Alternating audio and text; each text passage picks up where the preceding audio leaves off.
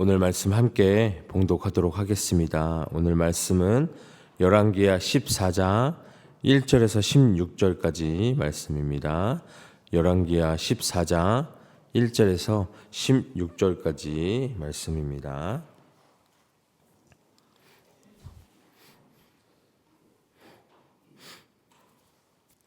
우리 다 찾으셨으면 한 목소리로 함께 봉독하도록 하겠습니다. 시작.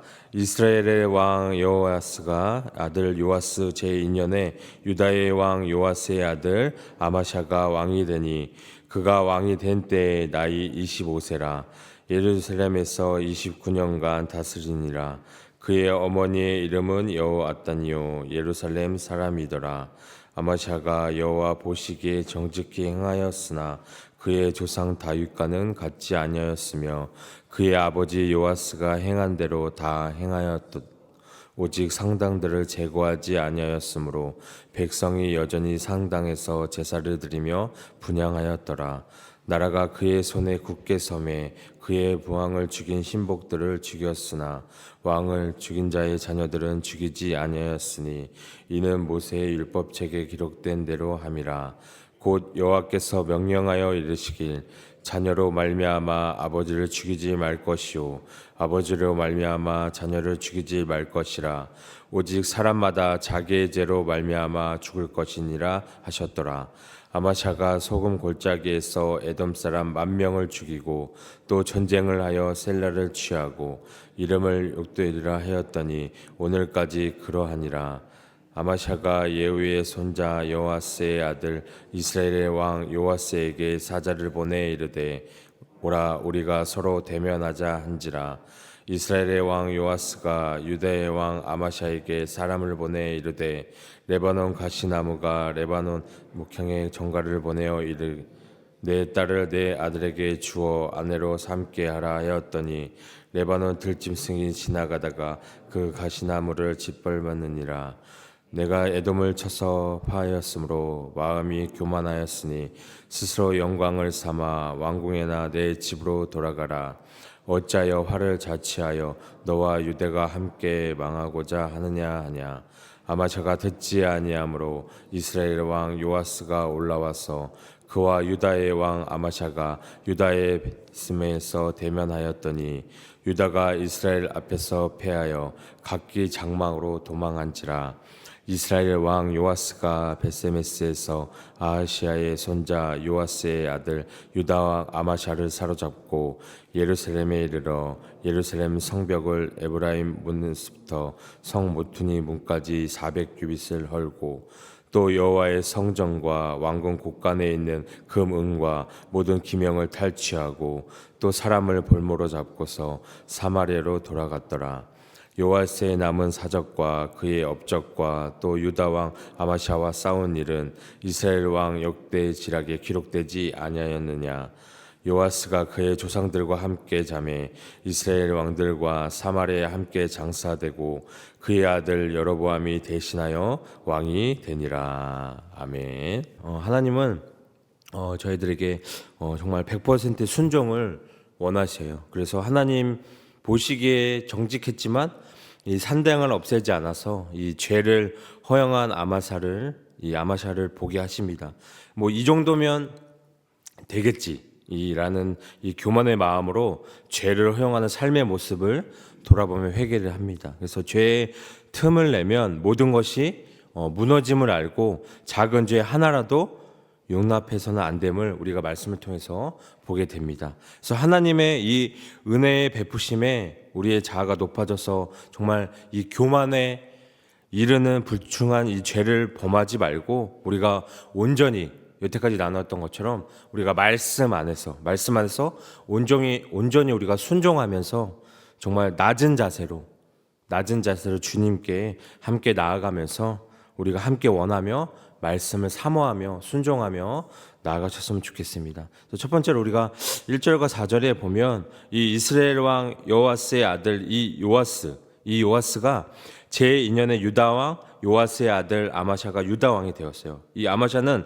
25살, 이 25살에 왕위에 올라서 이 예루살렘에서 29해 동안 다스렸다고 말씀을 전합니다. 그래서 그의 어머니 여호와다는 예루살렘의 태생이에요. 그래서 아마샤는 주께서 이 보시기에 올바른 일을 하게 하였어요. 근데 그는 그의 조상 다윗만큼은 하지 못하였고 이 아버지 요아스가 한 것만큼 하였다고 기록하고 있습니다. 그래서 이 산당은 제거되지 않은 채로 백성은 여전히 이 산당에서 제사를 드리고 분향을 하고 있었어요.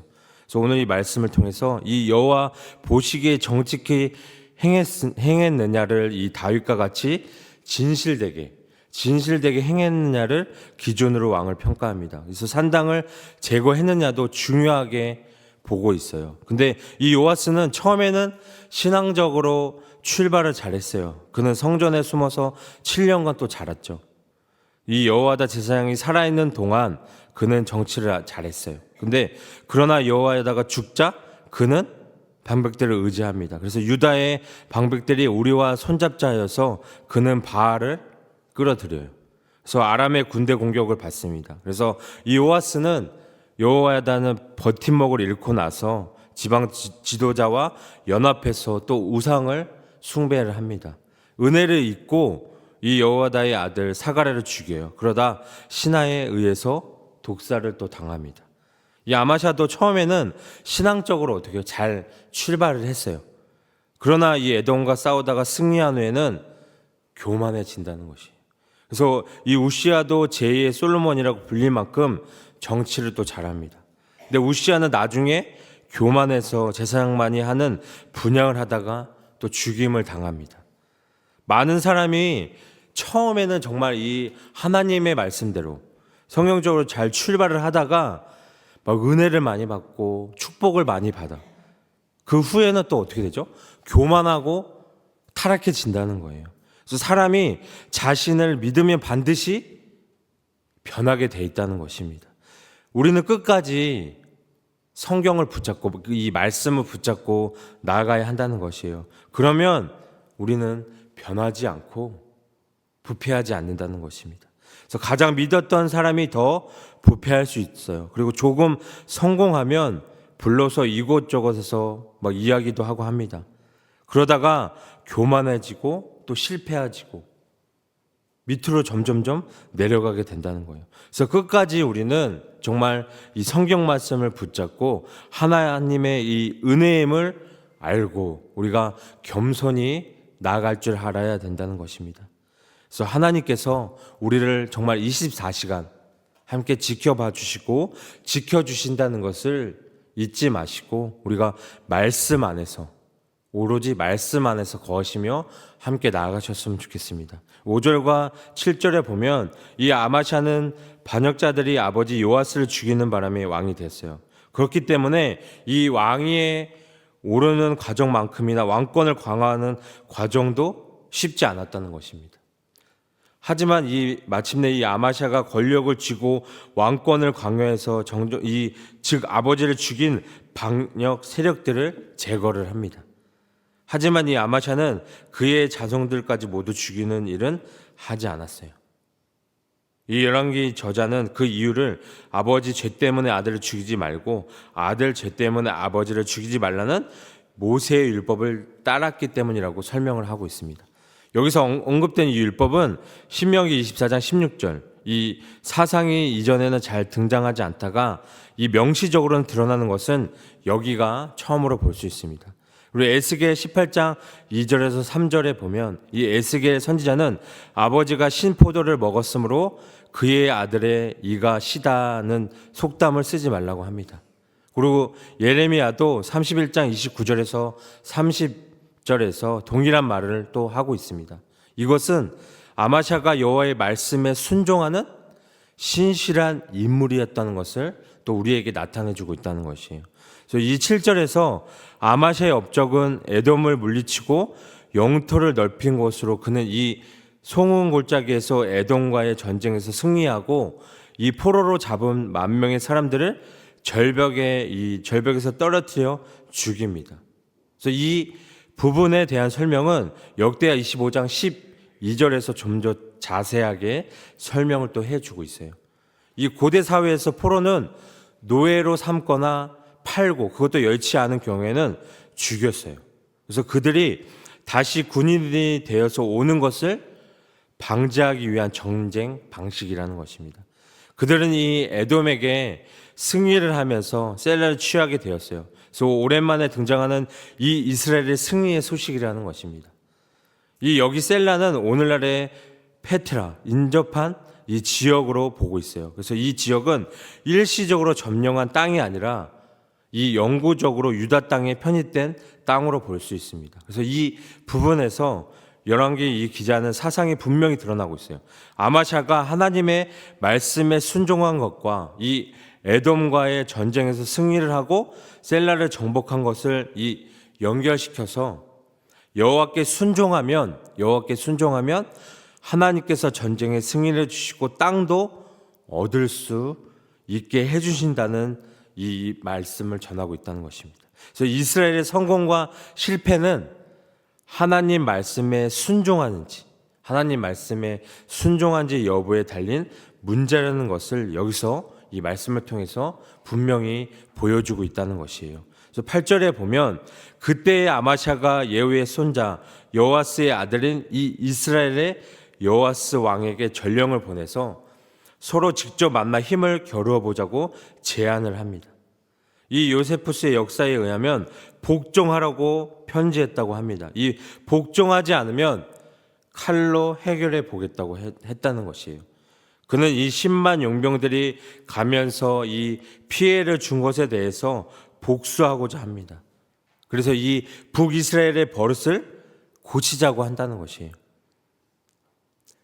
이 통일 이스라엘을 만들겠다고 하는 것입니다. 그는 국내 문제, 국외 문제를 해결하고 통일을 해결하겠다는 것입니다.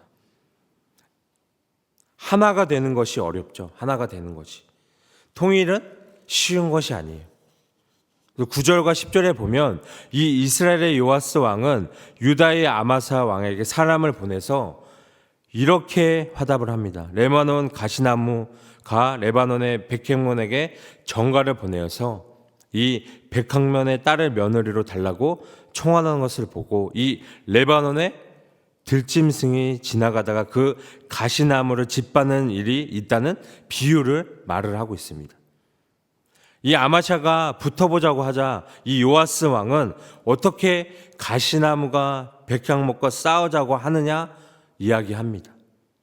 이 이스라엘은 에돔과 다르다고 이야기를 하고 있어요. 이 역사적으로는 보면 유다가 백향목이고 이스라엘이 가시나무라고 볼 수 있습니다. 그래서 현실적으로 보면 이 북이스라엘이 백향목이고 유다가 가시나무라는 것입니다. 이 아마샤는 아람과 싸우고 전력이 약화되어서 이스라엘과 싸울 힘이 없어요. 그래서 이 아마샤는 에돔의 우상을 가지고 왔는데 우상이 하나님의 능력을 막았다는 것입니다. 이 북이스라엘 왕은 그냥 살라고 합니다. 이 아마샤가 에돔을 쳐서 이기더니 너무 오만해진 것 같다고 이야기를 하고 있다는 것입니다. 차라리 그냥 왕궁에나 머물면서 내가 누리는 영화를 만족하게 여기라고 이야기합니다. 어찌하여 너는 너 자신과 유다를 함께 멸망시킨 화근을 스스로 불러들이냐고 책망을 하고 있습니다. 싸우지 말자고 비유적으로 충고를 하고 있다는 것이에요. 이 말은 하나님이 요아스를 통해서 아마샤에게 주신 말씀으로 볼 수 있다는 것입니다. 11절과 14절에 이어서 보면 그러나 이 아마샤가 끝내 듣지 않았어요. 끝내 듣지 않자 이스라엘의 여호아스 왕이 올라와서 유다 왕 아마샤를 맞아서 유다의 영토인 베세메스에서 대치를 해요. 그래서 이 유다 군대는 이스라엘 군대에게 피해서 뿔뿔이 흩어져서 각자의 집으로 도망을 합니다. 이 이스라엘의 여호아스 왕은 이 베세메스에서 아시아의 손자 이 요아스의 아들인 유다의 아마샤 왕을 사로잡아서 예루살렘으로 들어왔습니다. 그래서 이 여호아스는 예루살렘 성벽을 에브라임 문에서부터 성 모퉁이 문에 이르기까지 400자를 허물어 버렸어요. 그는 또 주의 성전과 왕궁의 보물 창고에 있는 금, 은, 모든 그릇을 약탈하고 사람까지 볼모로 잡아서 사마리아로 돌아갔습니다. 이 아마샤는 여호와스의 포로로 잡혀서 15년을 삽니다. 그래서 요아스의 남은 이 사적과 그의 업적과 또 유다의 왕 이 아마샤와 싸운 일은 이스라엘 이 역대지락에 기록돼 있어요. 근데 이 동족끼리 정쟁할 필요가 없었다는 것이에요. 그는 이 에돔의 승리 후에 아까 이야기했던 것처럼 교만해졌다는 것이에요. 그 결과 그는 망하게 됐다는 것입니다. 이 단락은 이 15절과 16절 이 마지막 절 단락을 보면 이 요아스의 죽음에 대해 이야기하고 있어요. 그래서 여기서 이스라엘 왕 요아스의 가장 기억할 만한 업적은 이 유다 왕 아마샤와의 전쟁에서 이긴 것이라고 말을 하고 있습니다. 이 요아스는 큰 믿음을 가지지 못해서 엘리사가 자신에게 준 큰 기회를 아쉽게 만든 인물이지만 그래도 하나님께서 이 예후에게 4대 동안 그 후손을 왕으로 세워주겠다고 약속하셨기에 그도 무사히 이 왕권을 지켰고 아들 여로보암에게 왕권을 넘겨주고 죽었어요. 그리고 평안히 이 사마리아의 묘실에 묻히게 됩니다. 이렇게 당시 이스라엘과 이 유다의 왕들은 온전하진 않았지만 그래도 하나님을 떠나지 않고 살았기에 정말 대외적으로 어려운 시기를 하나님의 도우심으로 넘길 수 있었다는 것이에요. 정말 우리가 여기서 봤을 때 정말 자로나 우로나 치우치지 않고 깨어있는 경건의 모습이 필요하다는 것이에요. 오늘 이 말씀을 통해서 성령 안에서 우리가 분별력을 갖고 정말 위험성을 우리가 깨달아야 한다는 것입니다. 죄는 정말 맹목적인 상태에서 빠져나오지 못하게 만드는 힘을 갖고 있다는 것이에요. 잘못된 길은 잘못된 선택이 낳은 결과라는 것입니다. 이 본문의 아마샤에 대한 이 성경의 평가가 완전히 긍정적이진 않아요. 분명히 아마샤는 하나님 앞에서 선한 일들을 많이 행했습니다. 정의롭고 공정한 통치를 행했고 또 이로 인해서 유다 왕국을 안정시키고 모세의 율법에 따라 행동을 했어요. 하지만 그의 그 통치에서 가장 큰 결점은 바로 우리가 처음에 읽었던 이 산당을 제거하지 못한 것이라는 것입니다. 이 산당은 이방 신들과 관련된 이 우상 숭배의 장소였고 이 하나님께 대한 완전한 충성과 순종을 방해하는 요소였다는 것입니다. 이것은 이 아마샤가 하나님 앞에서 완전히 신실하지 못했음을 나타내고 있다는 것이에요. 그래서 다시 말해서 그의 신앙생활에 정말 2% 부족한 부분이 이 부분이라는 것입니다. 그래서 정말 뿐만 아니라 아마샤의 패배의 원인을 살펴보면 그의 또 교만에서 비롯된 것임을 우리가 알 수 있어요. 그래서 아마샤는 에돔과의 이 전쟁에서 큰 승리를 또 거뒀고 이 승리가 그의 마음을 교만으로 채웠다는 것입니다. 그래서 그는 승리에 취해서 하나님의 그 인도하심을 무시하고 자신의 힘과 능력을 믿게 되었다는 것이에요. 그래서 이 교만한 태도는 결국 이스라엘과의 전쟁에서 패배로 또 이어졌고 그의 왕국에 큰 참사를 불러왔다는 것입니다. 그래서 오늘 우리 본문 말씀을 통해서 하나님 앞에서의 온전한 순종의 중요성을 우리가 깨달으셨으면 좋겠어요. 우리는 하나님 앞에서 작은 부분이라도 무시하거나 그냥 방치해서는 안 된다는 것입니다. 그냥 이 정도면 되겠지 라고 이야기를 하면 안 된다는 것입니다. 우리의 신앙생활에서 작은 부분이라도 중요하게 끝까지 하나님 말씀대로 온전히 순종하며 나아가는 것이 제일 중요하다는 것입니다. 그리고 두 번째로 교만은 우리의 정말 영적인 성장을 가로막는 큰 장애물이라는 것이에요. 우리는 승리와 성공에 취해서 정말 하나님의 인도를 무시하지 않도록 항상 경계하며 나가야 한다는 것이에요. 교만은 우리를 하나님으로부터 당연히 멀리하게 되고 결국 정말 실패로 우리를 이끌어 간다는 것입니다. 그래서 꼭 기억하셨으면 좋겠어요. 우리는 하나님 앞에서 정말 겸손하게 행동하고 온전한 순종의 길을 걸어가야 한다는 것입니다. 정말 2% 부족한 하나님께 믿음으로 나아가는 것이 아니라, 순종이 아니라 정말 처음에 이야기 말씀드렸던 100%의 순종으로 하나님께 나아가야 한다는 것이에요. 이 오늘 말씀의 아마샤의 삶을 통해서 우리는 정의와 자비의 균형이 얼마나 중요한가를 깨닫게 됩니다. 아마샤가 모세의 율법을 따라 자신의 부왕을 주신 신복들의 자녀들을 철별하지 않았어요. 이것은 단순히 법률적인 준수를 넘어서 정의와 자비가 어떻게 조화를 이룰 수 있는지를 우리에게 또 보여주고 있다는 것입니다. 이것은 우리가 속한 정말 이 공동체 안에서도 마찬가지라는 것이에요. 그래서 우리는 정의를 추구하는 것이 당연하다는 것입니다. 그러나 자비로운 마음을 잃지 않아야 한다는 것이에요. 그래서 우리가 아마샤의 삶에서 우리가 기억해야 할 것은 교만이 얼마나 파괴적인가, 강력한지를 보여주고 있다는 것이에요. 그래서 아마샤의 교만은 그가 이룬 승리에서 비롯됐다는 것입니다. 이처럼 이 교만 그리고 순종, 우리의 영적 성장에 방해가 된다는 것입니다. 그래서 이처럼 교만과 순종은 하나님의 뜻과 우리를 멀게 한다는 것입니다. 그래서 오늘 이 말씀을 통해서 우리가 정말 교만을 멀리하고 겸손한 마음을 삶 속에서 실천하며 사셨으면 좋겠어요. 그래서 하나님 앞에서 우리가 정말 100% 온전한 순종으로 나아갈 수 있는 우리 여러분들이 되셨으면 좋겠습니다. 그래서 우리가 따라야 할 것은, 우리가 믿고 함께 나아가야 할 것은 오로지 하나님 그리고 말씀 안에서 거하며 나가는 것입니다.